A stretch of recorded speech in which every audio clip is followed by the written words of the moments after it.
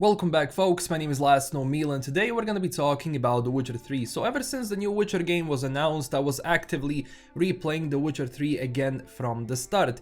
And all of this time I was wondering one thing, that it's insane for how long this game managed to hold out and to maintain a certain good player base on Steam. And not just that, but just the general community around The Witcher ever since The Witcher 3 was released never really saw a sign of stopping, and obviously that was later reinforced by, Netflix shows, so people who haven't even been The Witcher fans got into the series and then got into the games, and you also had people who enjoyed the games, who enjoyed the books, and they were obviously watching the show, so that definitely does mean that the brand of The Witcher is still holding out really strong, which is obviously going to translate to the success of The Witcher 3, because let's face it, out of the trilogy, The Witcher 3 is the best Witcher game. So when the first season of The Witcher came out, it saw a huge boost in player base. It also saw a decent boost in player base when the second season of The Witcher came out. Obviously it would have even a bigger effect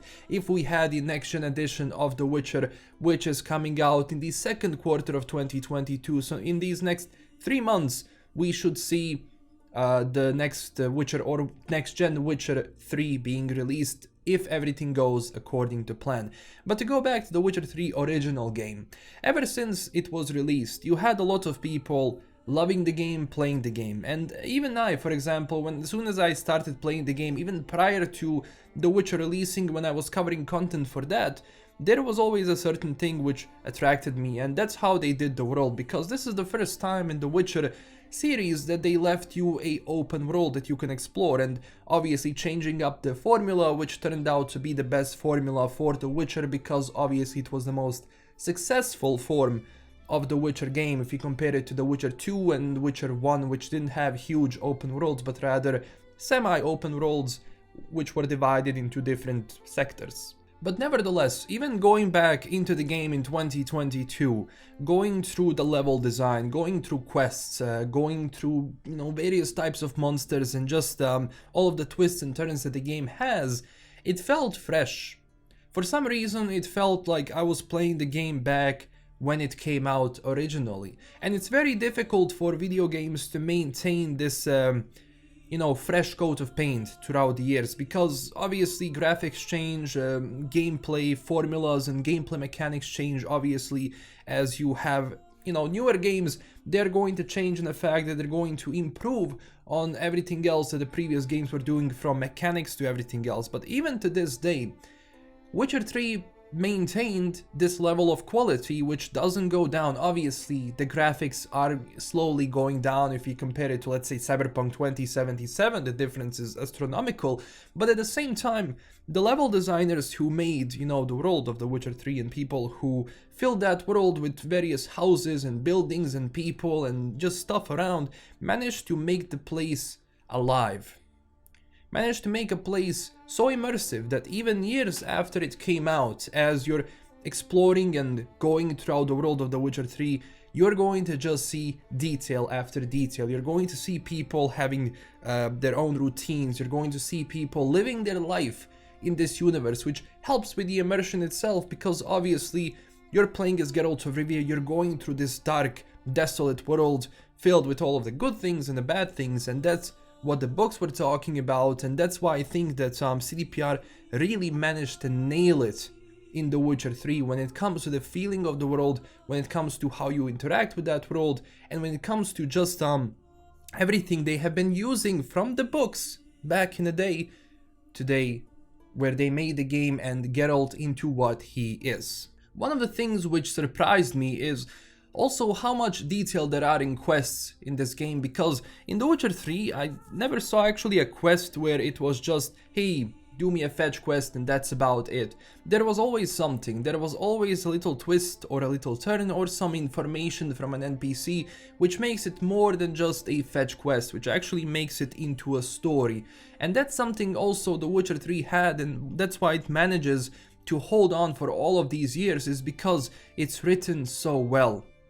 The characters in this game interact with this world amazingly. The characters you meet range from all kinds of people to the most despicable people you can meet, to the people who are genuinely good but also have to live in this dark world of The Witcher. So having those combinations, having those differences, showing both sides, and obviously Geralt in the middle trying to navigate all of that, has been done really well, to the point where even though Geralt of Rivia doesn't really want to be involved in politics, everything which happens and transpires into this game leads him into that, leads him into, you know, joining the politics in some sense, and, you know, working with kings and regions and so on. And all of that being intertwined with this search for Ciri.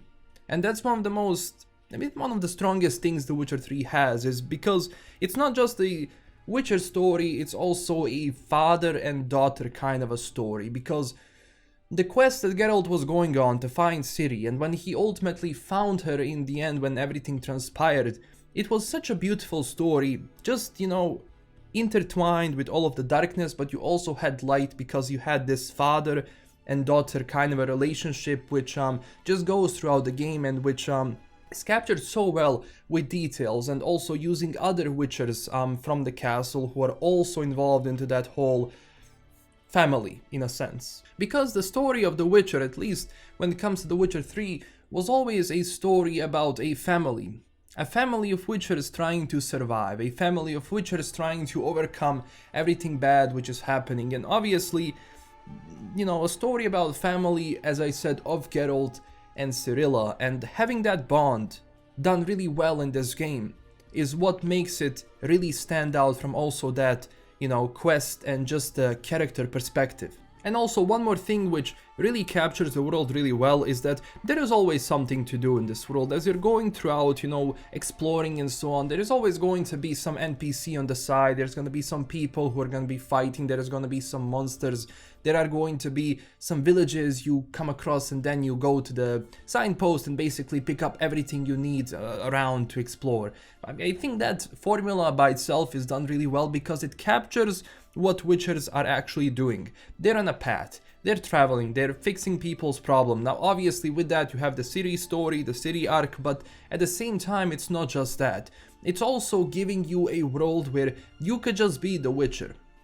Because let's face it, in this game you can be the actual Witcher, going from one village to another and solving those issues and fighting various monsters and various beasts. And obviously even those beasts have different attacks, and what oils you use, what potions you use, what kind of a weapon you're going to use.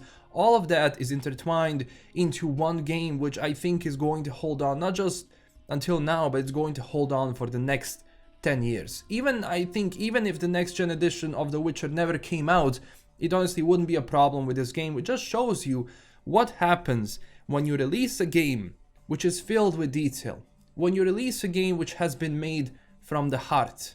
This is what happens, a game which is going to live on for years to come, and it's not going to show signs of stopping. Especially it's going to be interesting how many people go back to the game once the next gen edition is released, which I think is going to be a good number, because if you could have a lot of people go to The Witcher 3 from like the Netflix show, imagine when you're getting a whole, well, upgraded game for free. That's going to be also great. So on that side, we're going to be returning to this world again. And one other thing which I really want to applaud is, well, besides all of the other characters, they've done really well. The best character is definitely Geralt of Rivia. CDPR really managed to paint Geralt of Rivia as one would imagine him from the books. Especially, you know, having Doug Cockle voicing, you know, Geralt of Rivia is amazing. But not just that, it's how Geralt was written and how Geralt was given some possibilities in this game to change. Because in The Witcher 3, you have various kinds of endings. Selling Ciri, saving Ciri, the worst ending, and so on. So there are going to be some differences. Even selling Ciri, in my opinion, is some of the biggest changes that they have done for Geralt of Rivia, because original Geralt of Rivia from the books would never ever do that sort of a thing. So it was fun to see that there is a possibility to have this other side of Geralt of Rivia, one which is ultimately going to turn in Ciri, which is not something that Geralt would kinda do, but it was still given to you as an opportunity if you wanted that ending. And of course the Bloody Baron quest, which we cannot forget, which was amazing and astonishing and really well written, one of the best quests that have been made in the history of gaming, if you ask me. But Geralt and how he was portrayed and everything he was trying to do is just amazing, because it's not easy to have a protagonist which hold your attention for so long. It's not easy to do that, and what's important is that they managed to nail it, and that's why Geralt of Rivia is another staple of this game, because when you think about The Witcher, you're going to think about Geralt of Rivia, you're going to know the character, how he sounds, and this, you know, I mean, how Doug Cockle did The Witcher, it kind of became a staple of how Geralt of Rivia sounds. Even Henry Cavill went for that voice. Even originally, Geralt of Rivia doesn't sound like Batman, but it fits the voice, it fits the character, and it was done really well. So yeah, this was my video around it. I don't want to go for too long. I just wanted to say like how much I've been enjoying playing The Witcher 3 and how much I love this game and how much this game manages to stay relevant and stay fresh even to this day. Obviously I have mods in my playthrough this time, but even if you play the vanilla game, even if you're just going from console, it's still a blast to play this, and no wonder that people are going back to this every couple of months and every couple of years, and they go back and they replay the game, because it stayed fresh even to this day, and it stayed filled with detail, it stayed filled with stories, with rich stories, which don't happen very often. That's why this is considered one of the best games and one of the best RPGs of all time, and I do hope the same future for the next Witcher game, because it's going to have a huge shoes to fill, because The Witcher 3 is The Witcher 3, so hopefully it turns out well, and hopefully in the future we also get another Witcher game that we are going to talk about for years to come. So, this is everything for today. Thank you so much for watching. This is LKM signing out. Don't forget to check us out on Twitter and Discord, and don't forget to tell me down below what is your favorite memory from The Witcher 3 and what do you think about this game overall, now that we have a lot of years which have passed. Also join us on Twitter and Discord, and huge thanks to my current Patreon supporters. This is LKM signing out. Stay classy everyone, and I'll see you in the next one. Bye bye.